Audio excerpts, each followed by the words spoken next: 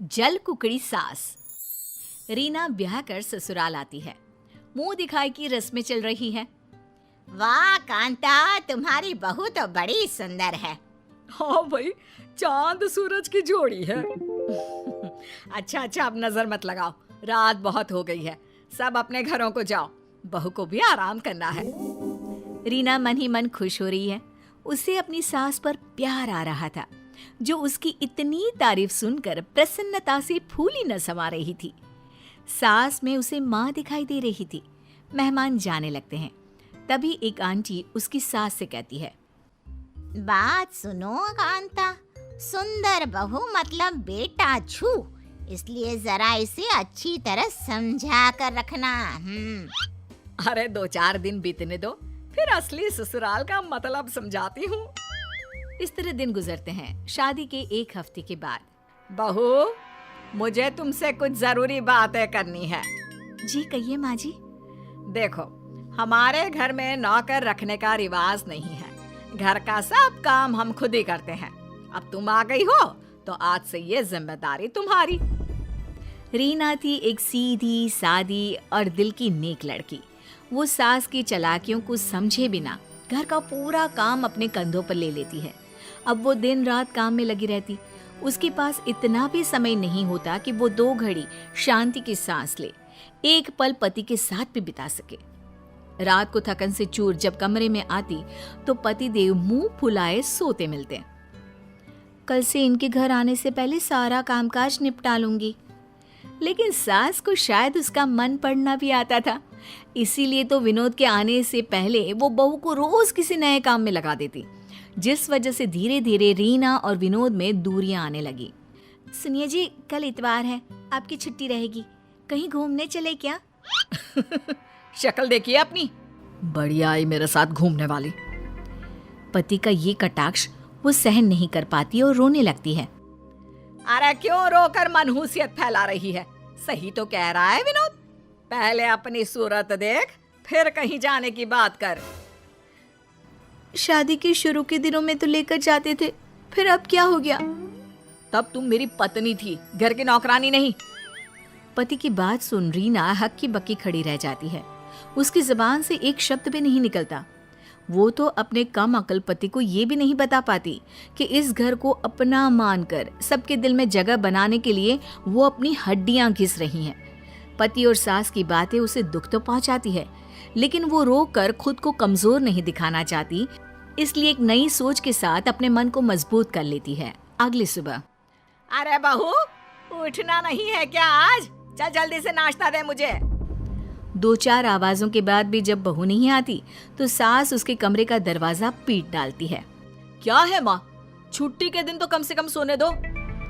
कमरे में लेटी रीना मन में मुस्कुरा रही होती है। इधर सास को हैरानी होती है कि तड़के उठने वाली बहू को आज क्या हो गया। अब रोज यही होने लगता है।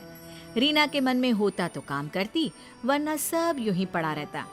फिर वो पति के आने से पहले सच धज कर तैयार हो जाती। अब लग रही हो ना वही पहले वाली रीना। आज कहाँ चलने का इरादा है? आज समुद्र किनारे चलते हैं माँ, हम खाना बाहर ही खा कर आएंगे। ये सब देख कांता के दिल पर सांप लौट जाते हैं। वो अचानक बहू की ऐसी काया पलट देख सोच में पड़ जाती है।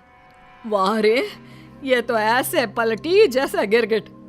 चलो वो तो अपना खून नहीं, पर बेटे ने भी माँ को झूठे मुंह ही सही साथ चलने को ना कहा।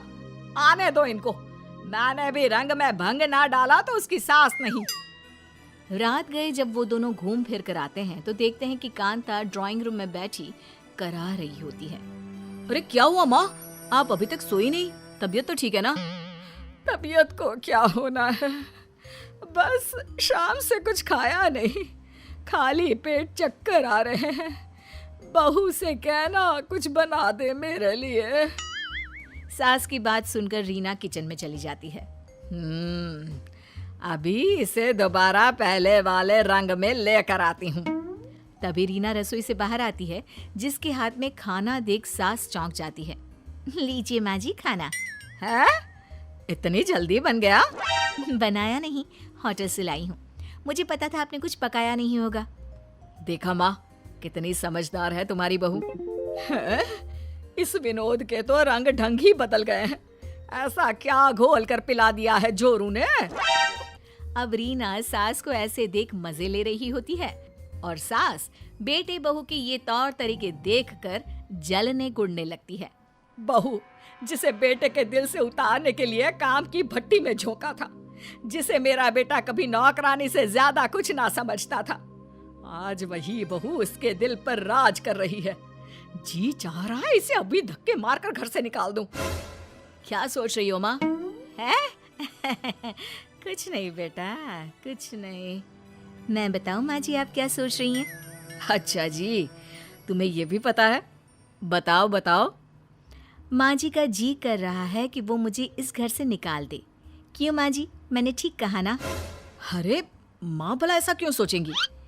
क्योंकि माँ जी को इस बात से इनसिक्योरिटी है कि घर में इतनी सुंदर बहू आ गई और कहीं इस वजह से उनका बेटा उन्हें भूलकर सिर्फ पत्नी के पल्लू से ना बन जाए। रीना की बात सुनकर कांता चौंक जाती है। वो समझ जाती है कि रीना को उसके इरादों की खबर हो चुकी है, लेकिन कहीं ना कहीं कांता के मन पर भी इस बात का बोझ था। बहू मुझे माफ कर दे। लोगों की बातों में आकर मैंने अपनी सुंदर, सुशील और सीधी सादी बहू का जीना दुश्वार कर दिया। मैं ममता में बहक गई थी, इसलिए तुझ पर सारा बोझ डालकर तेरे चेहरे का नूर खत्म करना चाहा। मुझे माफ कर दे बहू। सास की आंखों में पश्चाताप के आंसू आ जाते हैं, जिसे देख बहू और बेटा दोनों ही उसे गले लगा लेते हैं। रोइए मत माँ जी और माफी भी मत मांगिए, गलती किसी की नहीं है। लेकिन बहू तुझे ये सब कैसे पता चला? मैंने छिपकर आपकी और पड़ोसन आंटी की बातें सुन ली थी। वैसे माँ, सुंदर बहू लाने का अरमान भी तो आपको ही था ना? अरे तो क्यों ना लाती? घर में कोई तो मुझे टक्कर देने वाला होना चाहिए ना। तुझसे तो उसकी उम्मीद नहीं कर सकती। अच्छा, अब सास बहू एक होकर मुझे फंसा रही हो? इस बात पर सब हंसने लगते हैं, जिसके बाद रीना सबके लिए चाय लेकर आती है और अच्छे माहौल में हंसी मजाक के साथ चाय की चुस्कियों के बीच गुजरे दिनों की बात करने लगते हैं। जैसे मैंने बिना सोचे समझे बस बहू को विलन समझ लिया। अगर कोई दूसरी होती तो शायद मेरे बेटे को मुझसे कहीं दूर ले जाती। पर आज मैं भगवान का लाख शुक्र अदा करती हूँ कि मुझे ऐसी बहू मिली है जिसने इतना सब होने पर भी समझदारी से काम लेते हुए सब कुछ संभाल लिया। और आपको भी समझदार बना दिया है ना माँ? लेकिन अब सब ठीक हो गया है और अब हम हमेशा साथ रहेंगे। परिवार तो आखिर परिवार है, कैसी भी सिचुएशन क्यों ना हो। अगर हम गुस्से और जल्दबाजी में फैसले करने की जगह शांत रहकर समझदारी से काम लें तो सब कुछ मुमकिन हो सकता है।